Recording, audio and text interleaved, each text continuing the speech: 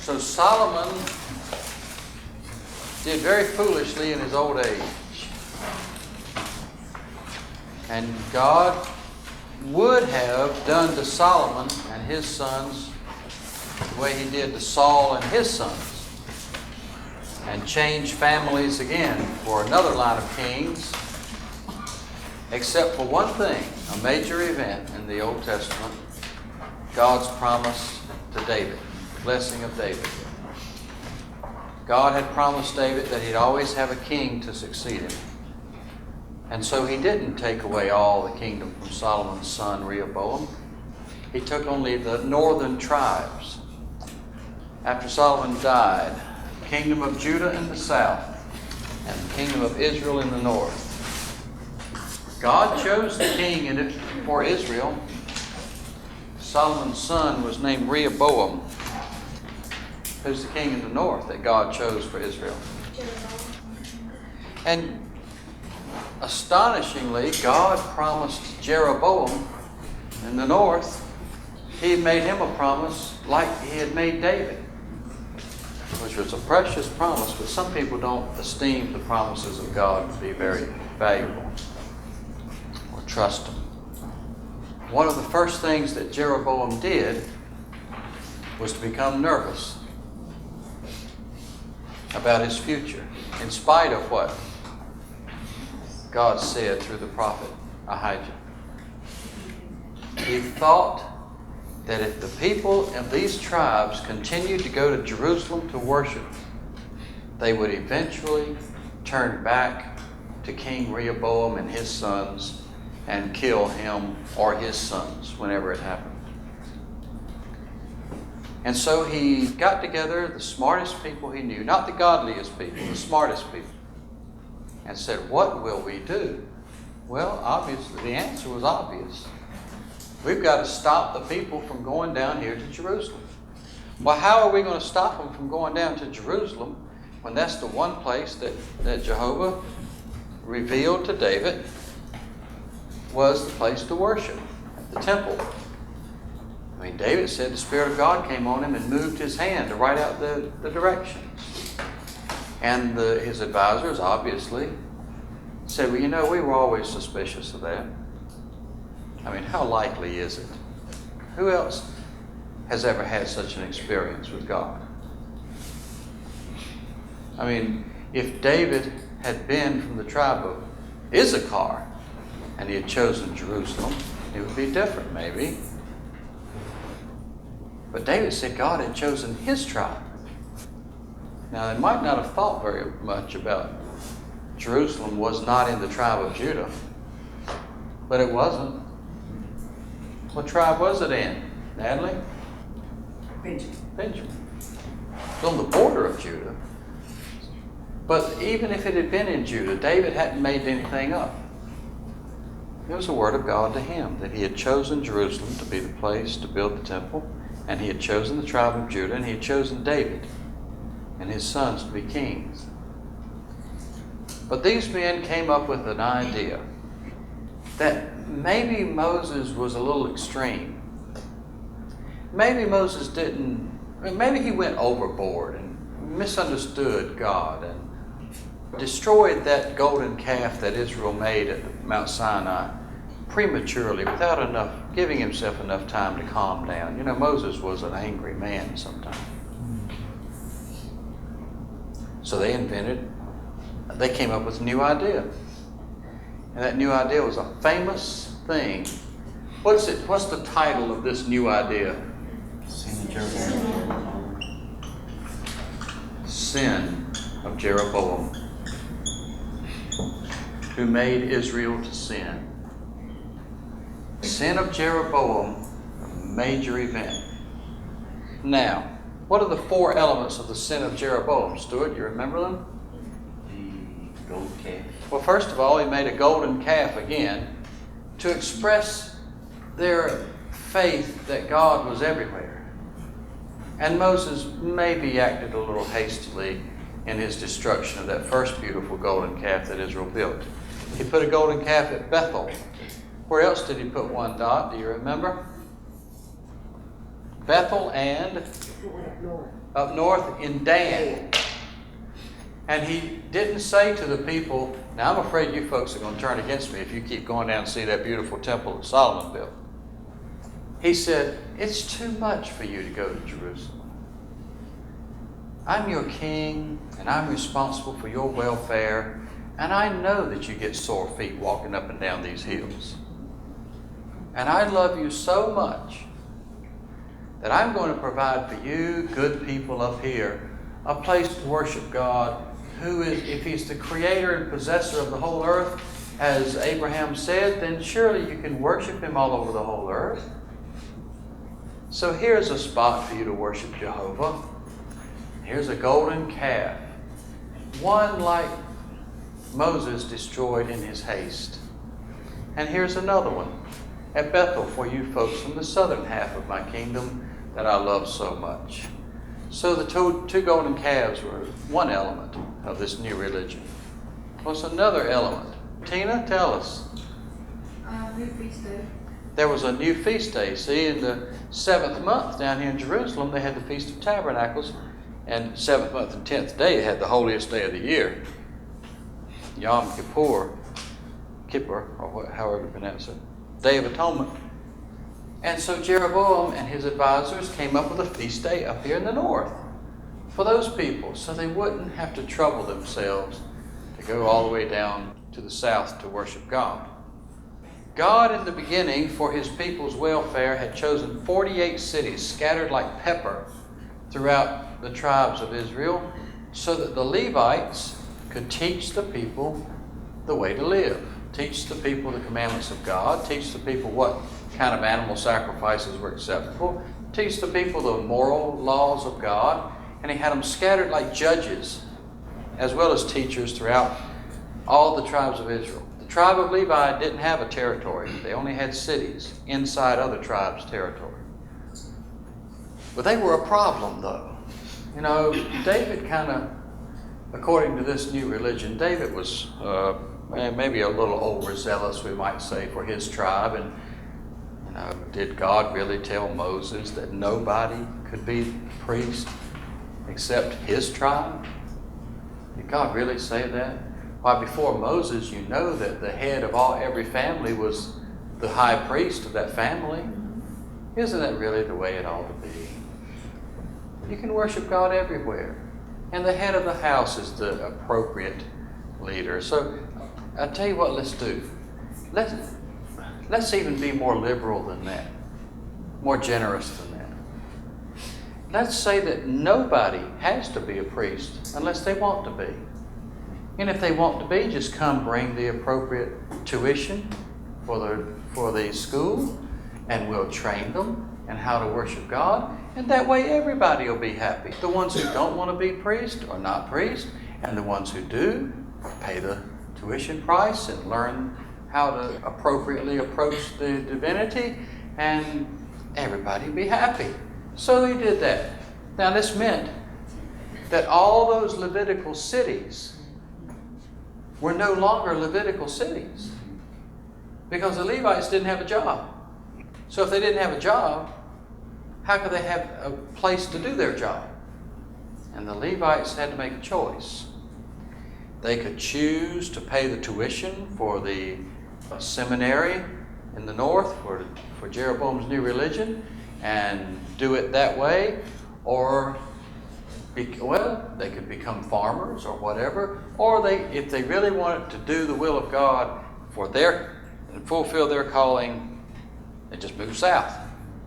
Down here in this backward country of people who really some of them just thought God could only be worshipped in one place acceptably. A lot of the Levites, all of the Levites who loved their calling and understood God moved south. All of them. Not all of them did. Some of them decided to pay the tuition so they could be trained as professionals in this new religion. But many of them moved south, and because they were righteous people, good people, understanding people, they made this kingdom stronger. That's why it lasted, maybe a couple hundred years after Israel was destroyed. They strengthened the kingdom So that's three things. You have the golden calves, you have the new feast day, and you have a new priesthood. The Levites are out, which means Moses' law is out. What makes this a major event is that God's own people choose to divorce Moses, divorce themselves from Moses' law. It no longer is the authority in the north. God's will is no longer the directing force. Now, what's the fourth thing? A new house of worship. But this house won't be a house of worship for Jehovah alone. Of course we'll include Jehovah. He's a God. He's our God. But who's to say our God is better than the Egyptians' gods or the Ammonites? So let's make a house where everybody's gods are represented. I mean, do we love people or not? Let's be real. They love their God same way we love our God. So let's make a house of idols as erected in the north. So that's Jeroboam's new religion for God's people. And it became the standard in Israel, and they never forsook it. And that's what he chose to do instead of just simply trust God to take care of him and his descendants the way God said he would. I think it's in Bethel. Bethel. Is it in Bethel? Well, in the following verses, it says he made the offerings on the altar and he put the priest there on the altar. Well, that's at the altar for the golden calf. Not in there was no altar in this particular high place. Oh, there are a bunch of them, probably. But we know that there was an altar, a very nice altar, with the golden calves. One in the north and one in the south. I've been to the one in the north. Bethel was too dangerous to go to when we were in Israel down here in the south. But we went to this one, and they're actually, over there, the Antiquities Department is not just rediscovering these old places, they're reconstructing them based on the foundation. And they're reconstructing the altar, and they even have a bed beside the altar made of stone with a stone pillow for whatever temple prostitution or whatever they did there. They were just rebuilding whatever was there based on the materials they find. In 1 Kings 13:32, it says, all the houses of the high places which are in the city of Samaria. City of Samaria. And all the houses of the high places which are in it says the cities of Samaria. They would have had altars and things all over the hills. So they had little worship centers all over the cities of Samaria in that part of the country. I don't know if that's where he built his house of high places or not. I don't know. The city of Samaria actually doesn't exist at this time as the capital of Israel as we know later. It hadn't been purchased yet by Omri. That's 100 years later, almost. But that describes this new religion in the north. So now you got not only a new nation in the north called Israel, you got a new religion, and it seems more sophisticated. It seems more appropriate to the times. Isn't it amazing? The king in the north, Baasha, as a matter of fact, the one who wipes out Jeroboam's family, is coming up. He took Ramah, which is somewhere south of, close to Jerusalem. And then Asa attacked him and drove him out. He took some land that way. So we really got kind of a south of Bethel. It's almost like a no man's land in there. A lot of bickering over the border. So that's what we got with Jeroboam and Rehoboam. Jeroboam reigned longer than Rehoboam. Rehoboam had a son named Abijah, or Abijam, same thing. Abijah's son is Asa. Over here, Jeroboam had a son named Nadab. And this family line is finished by Baasha. Wipes them out. Wipes out every male of that family. Even related to Jeroboam, so they couldn't claim to be king after he kills his son. So we got Baasha in the north, and Asa and Baasha are constantly fighting. This constant war. So Asa has a son named Jehoshaphat. And we know about Jehoshaphat, right? One of our favorite characters. In the north, there's assassination, there's a plot. Do you remember the general named Zimri? He assassinated, was it Baasha or his son? Anyway, one of them. He assassinated whoever was king, and he took over at Tirzah. That was the capital. He took over. Well, there was another general who didn't like that. He was down here fighting the Philistines, and he took off north and was approaching Tirzah to fight with Zimri, and Zimri just gave up. He set the palace on fire and burned himself up in the palace. Well, that was the end of Tirzah as the capital. Tirzah is no longer capital. Now Omri wants to find a new capital, so what does he buy? Samaria. Not too far away. So Samaria becomes the capital of Israel from then on, in the north. Omri and his sons. Omri's son, Ahab, is much more famous than he is. Zimri is wiped out. He's wiped out. This family's wiped out. Omri's son, Ahab, becomes king. Now, Ahab marries a very lovely, wretched woman named Jezebel. Jehoshaphat and Ahab, I think, are a lot alike. Ahab is gullible when it comes to Jezebel. Jehoshaphat's gullible when it comes to anybody. Unless God has recently chastened him. So Jezebel manipulates Ahab. The Bible says there was no king that sold himself to do evil the way Ahab did to Jezebel.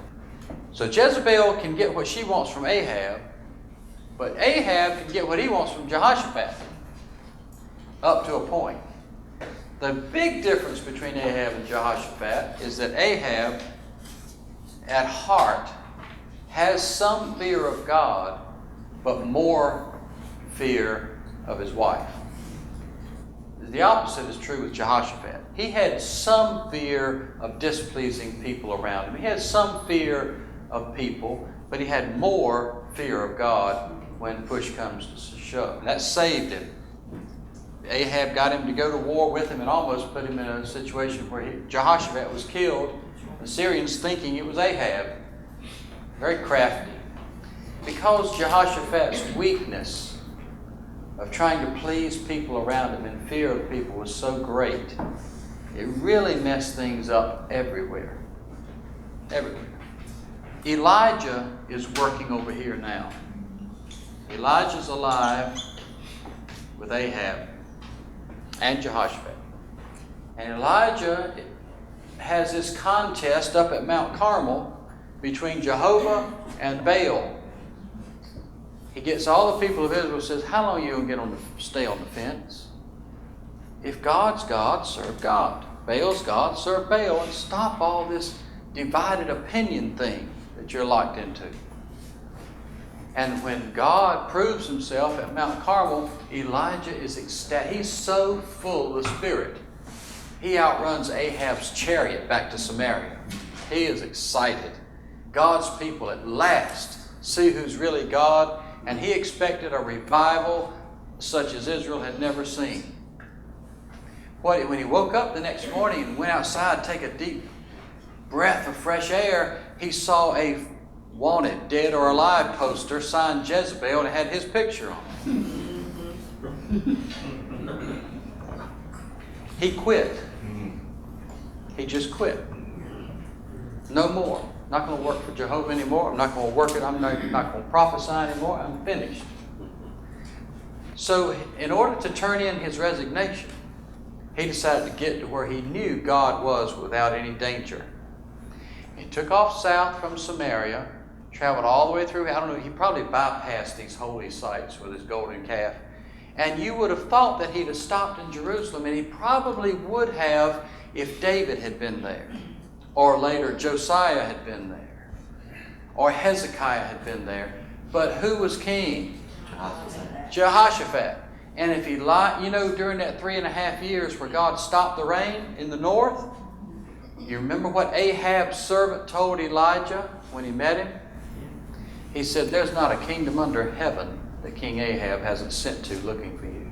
Now, if he had stopped off in Jerusalem, Jezebel was looking for him. Jezebel could manipulate Ahab. Ahab could manipulate Jehoshaphat. And the real tragedy here is that Elijah didn't feel safe in Jerusalem. He didn't feel safe in Judah. He didn't feel safe because Jehoshaphat was foolish. He didn't feel safe because Jehoshaphat was very friendly with Ahab. So friendly that Jehoshaphat's son Jehoshaphat made a marriage, political marriage, with Ahab's daughter, Athaliah. Ahab gave his daughter Athaliah to Jehoshaphat's son Jehoram. So this daughter of Athaliah, who is just like Jezebel, is in Jerusalem. There's nowhere for Elijah to hide and not be found out. That's how friendly they were. Elijah's got nowhere to go anywhere in the promised land that he can feel safe.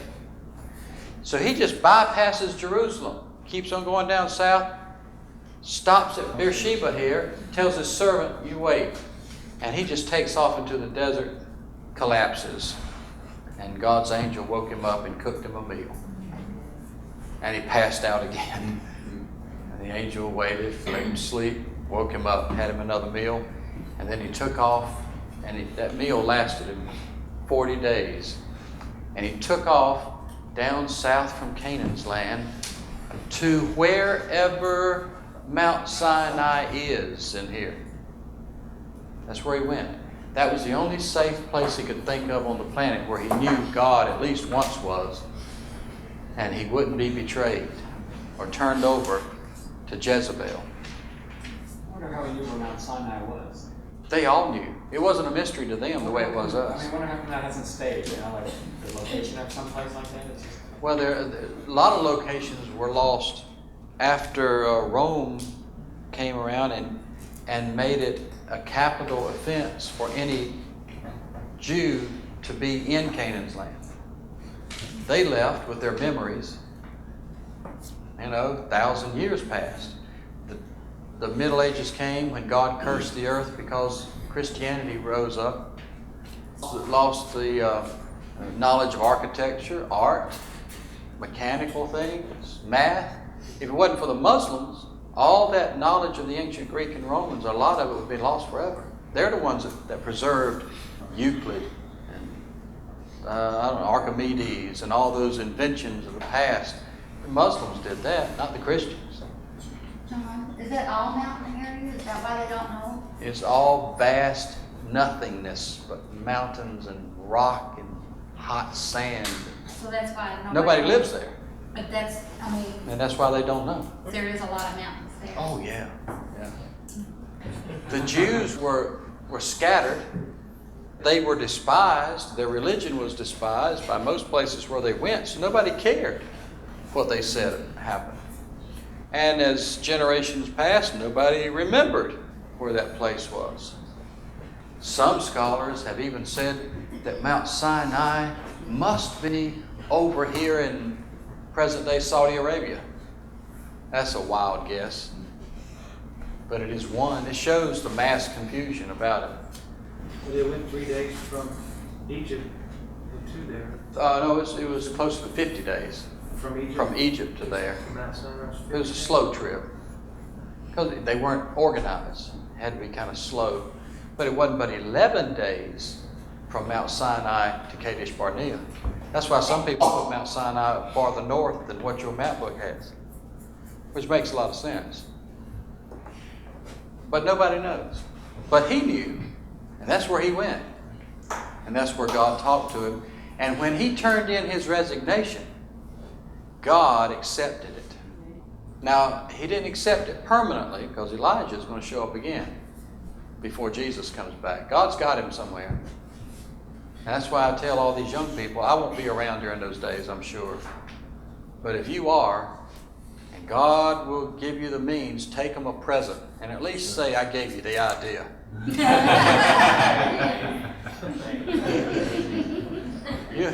You'll be blessed if they accept it. They might not even accept it. So God may not send you there, but man, I'd do it if I could. If I had the opportunity. But God accepted it, but he he basically turned in like a 2-week notice. And in those 2 weeks, God had some things for him to do. Number one, he had to go back and anoint Jehu to be king in Israel. In other words, to wipe out Ahab's line. He had to go back and anoint Hazael to be king in Syria. And it was something else. Can't remember what it was. And find somebody to take your place. Train him for a little bit. Maybe it was longer than 2 weeks. Maybe a 2-month notice, whatever it was. So Elijah's resignation as a servant of God on the earth at that time was accepted. So he goes back, and on his way back, he does pass Elisha plowing in a field, and took his mantle off and put it on him. And everybody understood what that meant. Elisha immediately stopped, killed those 2 ox that were pulling his plow, tore up the wooden plowing instruments, started a fire, sacrificed the oxen, told his parents goodbye, and left. And followed Elijah, became his servant. So that's what's going on here. Ahab dies, and he has a son named Ahaziah, who is king. Now Ahaziah, and this starts in 2 Kings, 1st chapter. Ahaziah has an accident. He has some lattice work on the upper floor of his palace there, and he's leaning against it, or trips or something, and falls and knocks it out and falls with it to the ground. Now he's very badly injured. Maybe he was like my grandpa one time, who was being lowered down into a well with a windlass on a rope, and the rope snapped and he fell to the bottom. And he was laid up for maybe, seems as if Uncle Joe told me, a year. But the neighbors had to do all his farming, sowing, harvest. He was laid up, pus, just broken out, bruised from head to toe. No doctor. That's just how, things work. He was laid up for a long time. And this Ahaziah was laid up so much that he wondered if he'd live or die. So he sent servants from Samaria I assume that he had, like Grandpa did, cuts and bruises that became infected, and a lot of pus running out of his sores and this and that, because he sent to the god of filth for the answer to find out if he'd live or die. Beelzebub. Some people translate it Lord of the Flies. It's a famous novel called Lord of the Flies. It comes from that name. Flies are as in around a latrine or a garbage dump. That kind of rotten filthiness. That's about what Ahaziah's body was like. He no doubt had maggots on it. Maggots actually are a good thing. Eat away dead flesh. Whatever. Smelly, rotting. He was in trouble. May have had some broken bones, internal bleeding. Anyway, he sent to Beelzebub down here in Philistia, one of those cities. Wasn't it god of Ekron? That's in 2 Kings 1. To find out if he was going to live or die.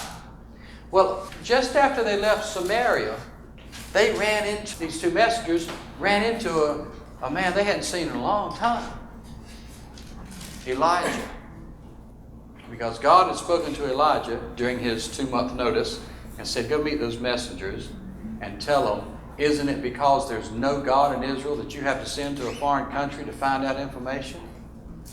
Whatever kind of presence Elijah had influenced those messengers to turn around and go back to the king and do what Elijah said instead of what the king had told him. So they go back to the king and they said, well, we met a man on the road and he said to tell you, there's no God up here in Israel, and that's why you're sending to a foreign country. And he said, what did that man look like? And they described him as being a hairy guy, and in his clothes, he said, they see Elijah the Tishbite. Tishbite means a person from Tishbe. There's a little town called Tishbe by the brook Kerith. And so he calls his captain of his army, said, take 50 men and go arrest him and bring him here to me. You know what happens to the captain and his 50, right? So the king gets tired of waiting. So he decides to send another captain and his 50 to go find out why that captain and their 50 didn't come back. And that captain and his 50 come, and they see a bunch of charred, burned bodies, and this prophet sitting on top of a little hill beside the road. And he said the same thing that first captain made a mistake of saying, being very sarcastic and rude toward this man of God. The king says, "Come now." And Elijah, he doesn't know Elijah has had it up to here with human beings. He doesn't even want to deal with this. So he says, "If I am a man of God, then let fire come down from heaven and consume you and your 50 the way this man and his 50. Well, that was it for him. And the king, meanwhile, is back in Samaria, still waiting for his captains and their 50 men, 100 men to come back. So he calls a third one and says, "Get down there and find that guy and bring him back to me." So that captain and his 50 come down there. And this captain's a little smarter. When he sees that charred, burned 100 of them, plus 2 captains. He sees that man of God sitting there and he's not smiling. He bowed down and said, "Would you mind coming with me, please? King made me do it." Now that's the way to approach a man of God. And Elijah said, "Yeah, I'll come." So he got down. Praise God. Isn't that wonderful? The Bible is real life. Yes, it is. So he comes down and goes with that captain and his 50, comes in to Ahaziah. And Ahaziah asked him if he's going to live. He said, "No way in the world, son. You're done for." He was a wicked young man. He didn't arrest him. The Bible doesn't say anything about him saying goodbye, "Hope you do well," nothing. He just tells that story and it's over with. Next thing you know, Ahaziah is dead. Now Ahaziah had a brother. So we just mark Ahaziah there. The throne went to his brother, and his brother's name was Jehoram. Well, what's the king's name in the south? So we got 2 Jehorams for just a moment. I mean, doesn't this really touch your heart, Chris? I mean, how close they were. There's a fact. Let me take you just a little step farther. Jehoram and Athaliah have a son. And out of the tenderness and love that they have in their heart for this wonderful family in the north, they named their son Ahaziah, who's the name of the guy God just killed. So we had a Jehoram and Ahaziah here, and an Ahaziah and a Joram there. I mean, this really makes me cry. The closeness of this wonderful family is just overwhelming. Athaliah's husband and her brother were named Jehoram, is that correct? Husband and a brother named Jehoram, Athaliah. I mean, just think about the power of that woman. She yells Jehoram and 2 kings come.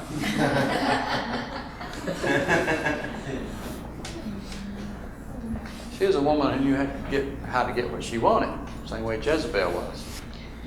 So we have Jehoram in the northern kingdom now, and this Jehoram is so rotten.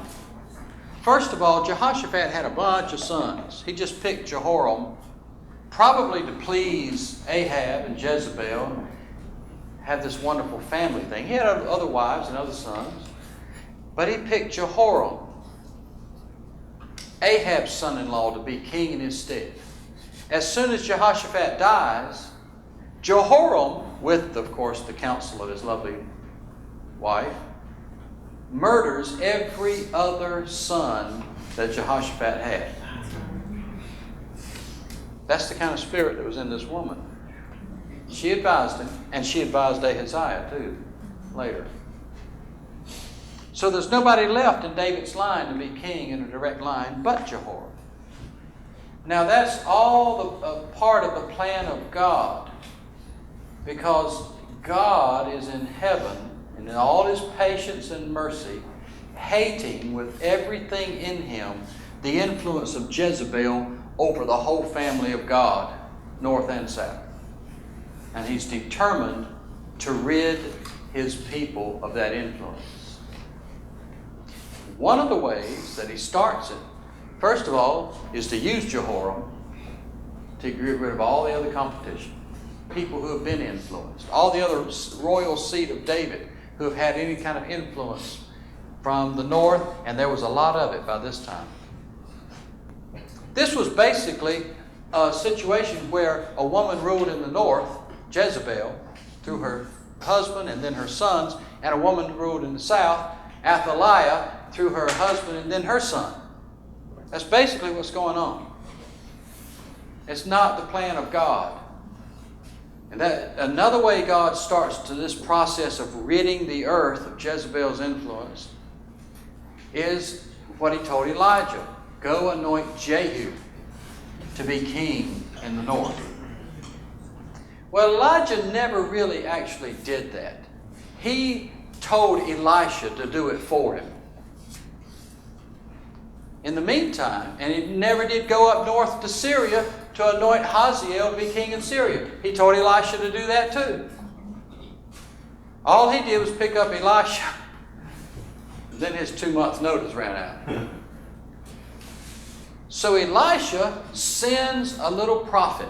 It's one of the sons of the prophets from wherever he was at that time. Could have been at Mount Carmel, could have been at Jericho, could have been anywhere in between, somewhere in the north.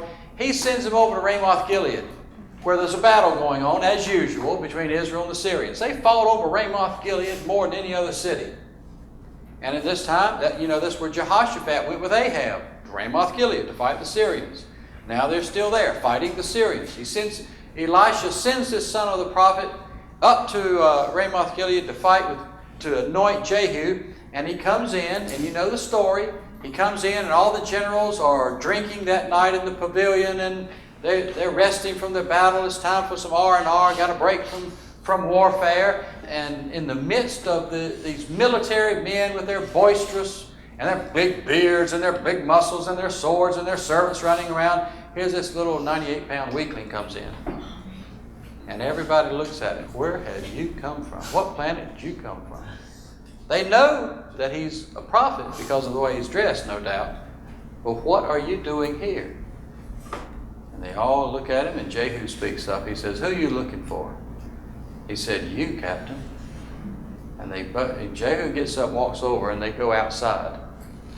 Now, he's when we went through this, I told you he's one of my favorite characters because of what he does. He only does what he's told to do.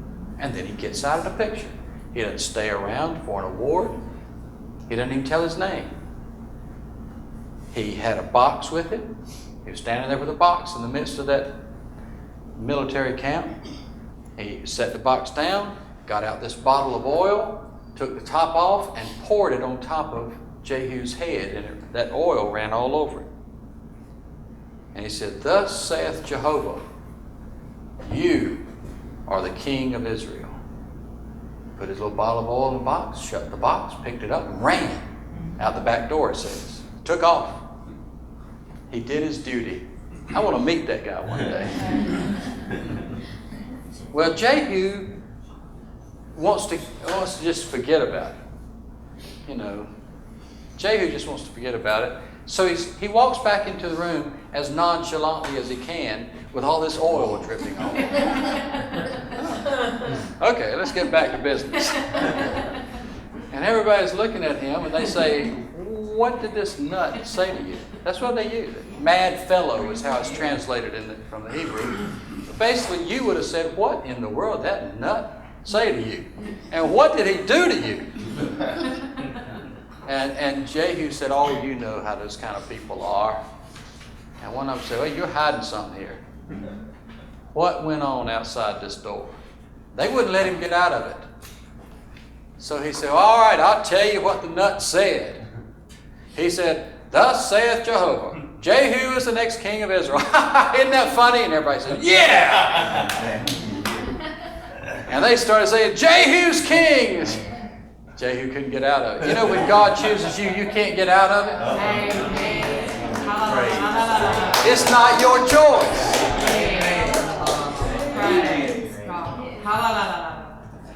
You didn't volunteer to repent. You just cooperated when God chose you. That's all. That's all.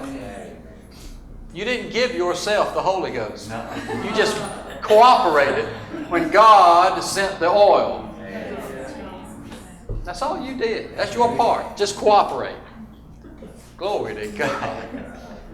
And sometimes it's a little hard to get started cooperating. You know? Amen. Well, what a relief it is when you finally give in and just cooperate with God. Now, you may try to act nonchalant after that happens, but people are going to notice a difference, and they're going to say, "What did that nut do to you?" You can try to shrug it off all you want to, but if they know you, they're not going to turn you loose till you admit what happened. Praise God. Now, it may not look much to the world, or may not sound like as much to the world, but when God reaches down inside of you and turns His button and makes you a different person, you start to stick out. And that old man starts dying, and you get relief. Praise. Plop, plop, fizz, fizz. What a relief it is.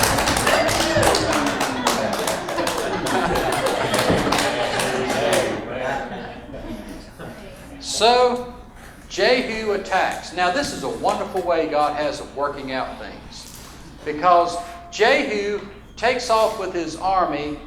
So he comes from Ramoth Gilead, probably somewhere around Beth Shean, crosses, fords the Jordan and comes toward Jezreel. Now, Jehoram is there because he's been wounded in the battle. He had to recover from his wounds. His nephew, Ahaziah, their family is so close, has decided to make a trip up to Jezreel to comfort his dear uncle. Which makes it convenient for Jehu because both of them are in the same spot. It's the way God works things. So he comes up there, and to make the long story short, he wipes out Jehoram and the whole family of Ahab. Now, I shouldn't make a mark through Jezreel because that lovely creature survives. For a few minutes. Comes up to Jezreel, and when Jezebel hears that he's coming, she goes back to her manipulative schemes. She paints her face up. She attires her hair in whatever lovely style it is at the time. She gets herself decked out and yells at him through a window. She said, "Don't you remember Zimri? Do you remember what the gods did to him when he rebelled against the king?" And Jehu, I don't even know if his oil had dried yet. He said, "Who is on the Lord's side?" And these three men that Ahab had castrated for his service stuck their head out through a window and said, Jehu said, "Throw her down." My goodness. She got all painted up for her funeral. They threw her down out of that window, screaming and hollering all the way to the bottom. And Jehu and his horses and chariots rode right over into the city. Now, when he got into the city, his conscience bothered him a little bit about that. She said, "You know, Jezebel was daughter of the king of Sidon. She deserves a funeral." Celebrating with fireworks Jezebel's death, and he starts feeling bad and says, she's a king's daughter, we ought to bury her. So he sends outside. They can't even find her. Didn't they find a skull and hands, palms of her hands? Because around a city like that, around the dump, they always had these pack of dogs, very dangerous. And they had found that body and had been hungry that day. And they reported back to Jehu, and then he said, that's what Elijah said was going to happen to her. Because she stole that land from Naboth, hired those liars, and had him stoned to death. Isn't that something? What a coincidence. So he just forgot about that. Elijah said that was going to happen. Now Ahaziah is up there too, and when Jehu first attacks, he gets it as well. So now you have a dead Ahaziah and a dead Jehoram, and all of Ahab's family are killed right after that. But wouldn't you know it, Jehu, the first thing he does after he finishes wiping out Ahab's kindred and some princes from Judah coming up there to visit, wipes out them too, 40 some of them I think. He has a nationwide celebration for Baal. And you know, so many people probably were standing around saying, man, can't anybody get this right? And not only does he have a nationwide commandment for all the priests of Baal to come to that one spot, probably in Samaria, to that great house of Baal, magnificent place, he said, there better not be one servant of Jehovah among you. So, they got there, and they had brought them out all these beautiful vestments, hundreds of these priests of Baal. And you know, they were fighting for position to get up at the closest. While they were preparing all this, Jehu met a man named Jonadab, son of Rechab. And he met him as he passed down the road in his chariot. He recognized him as being a very devoted man to Jehovah. And he said, oh, Jonadab, would you like to see how zealous I am for Jehovah? Jonadab said, sure. He said, hop in here. Hopped up in his chariot and rode on toward the place where they were having this great celebration for Baal. And they watched from, no doubt, a hilltop where they could get a good view. They had all those worshipers inside, and Jehu went down, went inside. They probably had the incense already started and the humming in the background, and the beautiful vestments made of gold and silver, and the white-haired, dignified, professional religious leaders. Had the whole thing there. People straining to get a picture of this new king who is the greatest worshiper of Baal since man first bit dog. All that scene there, and Jehu said, now everybody you know, some of you who know each other, look around and you make sure not one of Jehovah's servants is in here. And we'll begin shortly. Now, can you imagine being a secret worshiper of Jehovah, but you didn't want to miss out on the big event? You didn't want to miss out on your one chance. You got to grab a hold to the star when it's rising, buddy. You don't want to blow it. This could mean big things for you.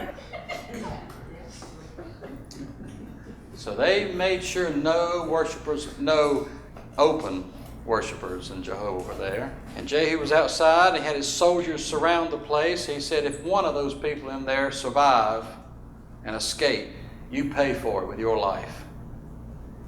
And they took their swords in that building and wiped out every Baal priest there was. And that's only fair, because at that contest on Mount Carmel, Elijah had a fair and square fight to the death between Jehovah and Baal, and Jehovah won. And then Jezebel chased him out of the country. So Jehu had a sense of what was right. What's fair is fair, and what's right is right. Baal lost. And he clears the land of Baal for a little while. But he still held on to the sin of Jeroboam, that new religion. That's inexplicable. There's no reasoning behind it. Kept that religion going to keep the people in the north instead of letting them go back to the temple in Jerusalem. But he also killed Ahaziah. Now, as I said, Athaliah is down here in Jerusalem, giving advice to her son in an humble manner of a mother. With her son dead, husband dead, brothers dead, and all her kinfolk dead, Jehu in the north, who's she going to trust to protect the country in the south? Protect her territory from Jehu? Who's to say he's not going to march south? And besides that, if one of these other descendants from David get to be king, they just won't appreciate her gifts and talents at all. She better kill all of them. All of Ahaziah's, Jehoram's, Jehoshaphat's seed wiped out all of the princes, all of the descendants of David that existed, and brought an end to God's promise that David would always have a man on the throne. She didn't get them all. She thought she got them all. From among the dead bodies, it says in the Bible, from among the dead men, the bloody descendants of David, there was an infant that was still alive. And Ahaziah's sister, Jehoshaphat, was married to an old priest named Jehoiada, who had been the high priest in the days of Jehoshaphat, and loved God and loved what was true and good. His wife, Jehoshaphat, sister to Ahaziah, found that infant in that bloody mess and took him to Jehoiada. And Jehoiada found a room inside Solomon's temple and a nurse to nurse the child, and hid him and kept it a secret. God's promise to David was hanging on a thread. But you know, that's all right as long as God has got the thread. I like that verse that David wrote in Psalm 91. The plague will not come near you. 10,000 will fall at your right hand, but it will not come near you. Now, I would figure that if 10,000 people dropped dead on my right hand, it was already near me. But nearness to you is not physical. It's in the heart of God. If God determines that plague's not going to come near you, it doesn't matter if 10 million drop dead all around you. It's not going to touch you if God says it's not going to touch you. It's only near you if God's about to strike you. That's all. It's not physical. It's God's choice. So it seemed to be hanging by the fragile thread, but it was rock solid because God said David would always have a king as a descendant. What Athaliah had done was simply be a part of God's plan to slaughter all the upper class people who had been influenced by Ahab and Jezebel. He was getting rid of the bad seed of David and starting with nothing but an infant who knew nothing of anybody. So that infant stayed hidden until he could be trained a little bit. After 6 years, Jehoiada decided it was time to have a restored king on the throne. What? Let him be raised. Oh yeah. He was buried among the kings when he died. He was such a holy and good man. Done so much good for God's people. And Jehoiada is the one that acted like a father to him. I mean, that's a good daddy. Jehoiada and his sons, who were also middle-aged at least. So we've got that. In the meantime, during this 6 years, Athaliah had some other sons that she ruled over. I mean, she didn't let one of her other sons be king. She took over. Her sons plundered the temple and wrecked it. It would have to be repaired later. They plundered, they got the gold, they damaged it. I don't know what they did to damage it. It just says they damaged it. But they never found out about that secret hiding out in one of those rooms, so they could tell their queen mother. So you've got Athaliah and Jehu. 2 Chronicles 23. Chronicles 23 verse 1. And in the 7th year, Jehoiada strengthened himself. He encouraged himself. He convinced himself that it was time to bring this boy out, make him king, and rid the earth of Athaliah. This was all Jehoiada's decision making. And he took the captains of hundreds, and then they name them: Azariah, son of Jeroham; Ishmael, son of Jehohanan; Azariah, son of Obed; Maaseiah, the son of Adaiah; and Elishaphat, son of Zichri. He took them into covenant with him. 2 Kings 11 says that he took an oath of them. An oath, that is, he didn't say, now you promise not to tell. That's not how you take an oath of somebody.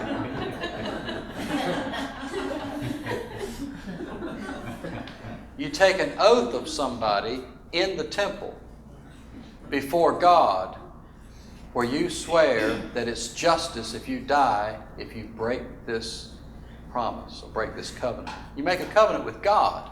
They didn't make an oath with Jehoiada. They made an oath before God.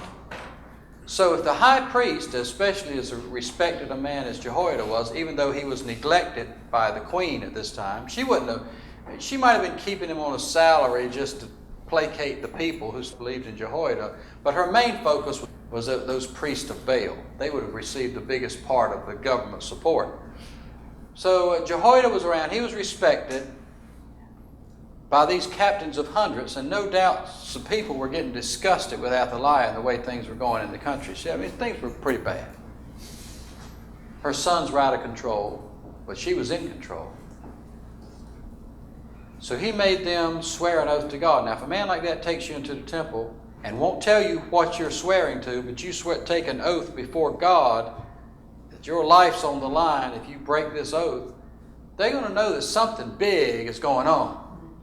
They don't have a clue what it is. Jehoiada would have been wiser than to just let this thing be whispered around his closest 500 friends. So when they take that oath, then Jehoiada gives a signal, and they bring this little boy out. And the captain's looking at him, and I imagine some of them started to figure it out. And he tells them, this is the son of Ahaziah, the real king. And we're going to make him king now, you and I. This was a great relief for the people. You see the result when the people found it out.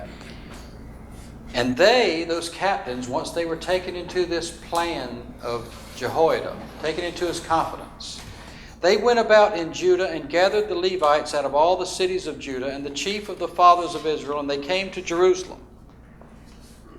And all the congregation, all of that congregation, Levites, priests, military men, made a covenant with the king in the temple. They were allowed to look on it, to see that it was real. It wasn't like, have you seen Elvis lately? It was, hey, this is a real flesh and blood little boy here. So they were convinced that the rebellion would have substance to it and justice.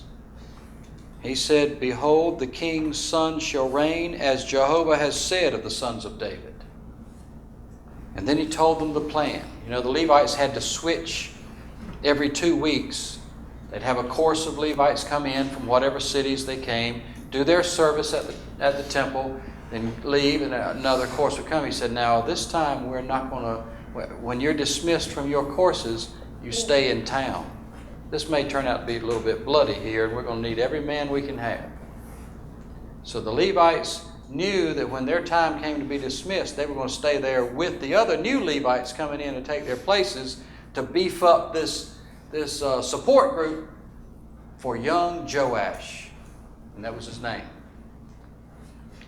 So they are there. And he tells them not to let anyone come in close to the king. At the end of verse 7, he said, you be with the king when he comes in, when he goes out. And at the end of verse 8, he said that Jehoiada did not dismiss the courses. That is, he didn't let the Levites leave town and go back to their homes in other cities. Moreover, Jehoiada the priest delivered to the captains of hundreds spears and bucklers. Why didn't they have that? Why didn't they already have all that military equipment?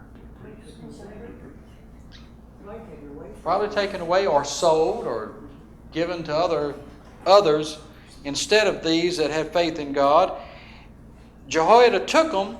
They had been King David's, and they were in the house of God. What better use to put, for these weapons than to restore David's great whatever son to the throne?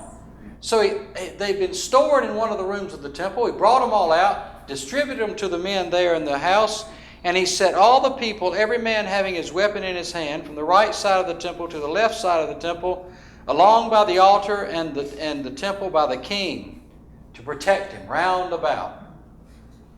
Then they brought out the king's son. Wow.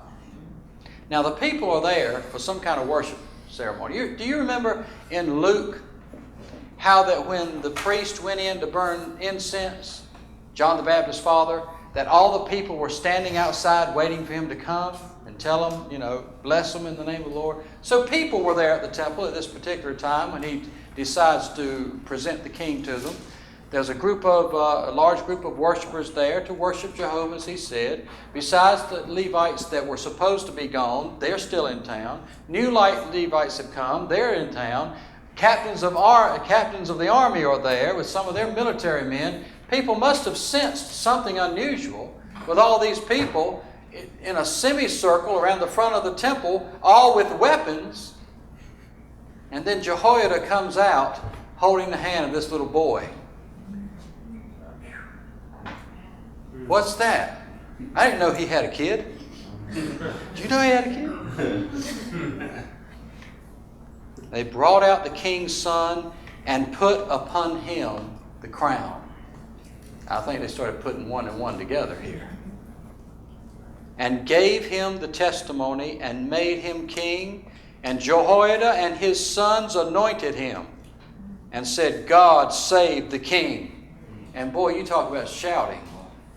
When those people found out that God's promise to David was still in effect, the people of Jerusalem got excited. I mean, the good ones. Athaliah got excited too. Look what she saw. When Athaliah heard the noise of the people, it was not polite applause. They did not have a moment of silence and gratitude. Isn't that moment of silence the stupidest thing you've ever heard of? God does some great and wonderful thing, and everybody says, let's have a moment where we say nothing to God. Don't you open your mouth.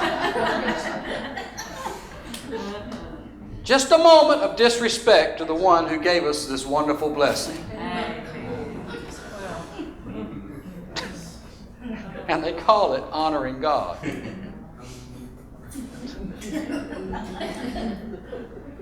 When Athaliah heard the noise of the people running and praising God, word spread like fire through a wheat field in Jerusalem.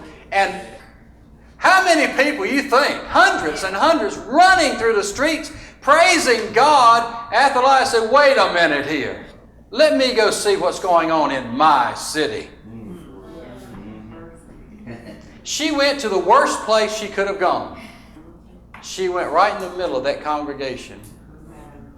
She came to the people into the house of the Lord. And she looked. And behold, there was a little boy with a crown standing there at the pillar at the entering in, and the princes and the trumpets by the king. And all the people of the land rejoiced and sounded with trumpets, and the singers with instruments of music, and such as taught to sing praise. And isn't this the way bad spirits are? Treason! Treason! Well, what would you have called her murdering every descendant of David that existed, that she could get her hands on? Why wasn't she crying treason, treason then? That's the way this world is. You do right, the world does wrong, but you're the bad guy. You've run into it 100 times already. There's nobody who will become more indignant at a lie than the father of lies. When somebody pulls his chain. Glory to God. Satan hates it when he can't trust you. What kind of people are you? He hates it. Deceitful people.